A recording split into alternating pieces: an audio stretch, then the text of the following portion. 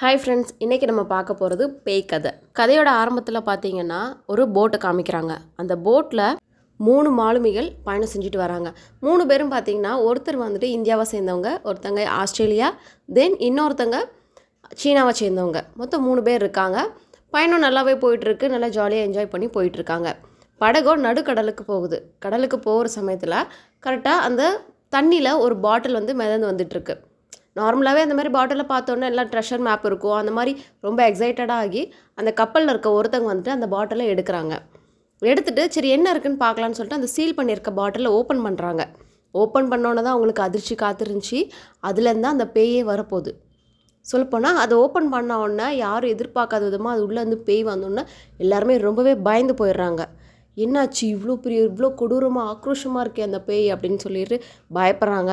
அந்த பேயும் சும்மா இல்லைங்க, அவ்வளோ அகோரமாக இருக்குது. ரொம்ப பசியோடு அவங்கள சாப்பிட்றதுக்காக நான் அவங்கள கொல்ல போகிறேன் அப்படின்னு சொல்லிட்டு இருக்குது. மாலுமிகள் எல்லாம் பயந்துட்டு அவங்க உயிரை காப்பாற்றிக்கிறதுக்காக கெஞ்சுறாங்க அந்த பேய்கிட்ட, என்னை கொல்லாத அப்படின்னு சொல்லிட்டு எல்லோரும் கெஞ்சுறாங்க. பேயோ கொஞ்சம் கூட இறக்கமே இல்லாமல் எல்லோரையும் சாப்பிட்றதுக்காக வருது. ஒரு நிமிஷம் இருந்துட்டு ஒரு நிமிஷம் பேய் யோசிக்குது. ஓகே, நான் உங்களுக்கு ஒரே ஒரு வாய்ப்பு தரேன். உங்களில் யார் வந்துட்டு புத்திசாலின்னு நிரூபிக்கிறீங்களோ அவங்கள மட்டும் நான் சாப்பிட மாட்டேன், விட்டுருவேன் அப்படின்னு சொல்லுது. எல்லோரும் யோசிக்கிறாங்க, நம்ம புத்திசாலின்னு நிரூபிக்கணும்னா என்ன பண்ண அப்படின்னு சொல்லிட்டு யோசிக்கும்போது அதையும் பேய சொல்லுது. நீங்கள் என்ன பண்ணுங்கிறதையும் நானே சொல்கிறேன். உங்கள் கையில் இருக்கிறதோ இல்லை நீங்கள் எதை விருப்பப்படுறீங்களோ அதை நீங்கள் கடலில் போடுங்க, எங்கேயாவது தூக்கி போடுங்க. ஆனால் அதை நான் தேடி கண்டுபிடிச்சி உங்களுக்கு கொடுத்துருவேன். அப்படி நான் கொண்டு வந்து தந்துட்டேன்னா நீங்கள் தோத்துட்டீங்க.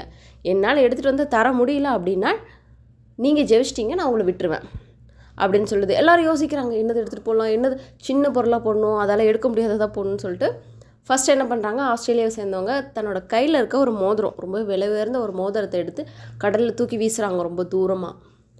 அந்த பேயும் உடனே போய் அந்த மோதிரத்தை எடுத்துகிட்டு வந்துடுது. அடுத்ததாக ரெண்டாவதாக சீனாவை சேர்ந்தவங்க என்ன பண்ணுறாங்க, தான் போட்டிருந்தா லாக்கெட், அதாவது செயின், அதை எடுத்து ரொம்ப வேகமாக இன்னும் ரொம்ப ஃபோர்ஸாக தூக்கி போடுறாங்க. தூக்கி போட்டோன்னா அந்த பேய் அதையும் எடுத்துகிட்டு வந்துடுது. அதுக்கப்புறம் கடைசியாக இருந்து இந்தியாவை சேர்ந்தவங்க தான். அவங்க என்ன தான் போடுவாங்கன்னு சொல்லிட்டு எல்லாம் எதிர்பார்த்துட்ருக்காங்க.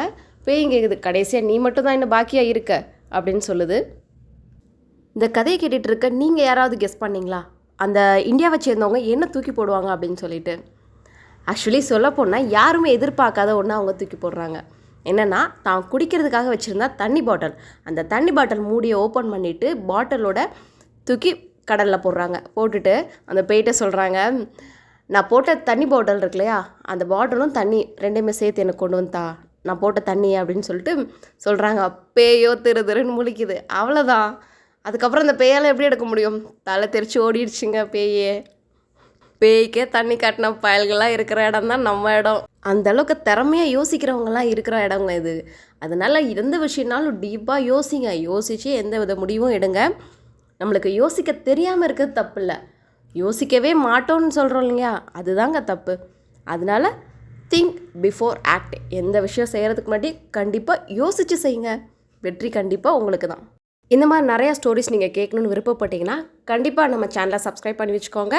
உங்கள் ஃப்ரெண்ட்ஸ்க்கும் ஷேர் பண்ணுங்கள். தேங்க்ஸ் ஃபார் வாட்சிங். Bye bye.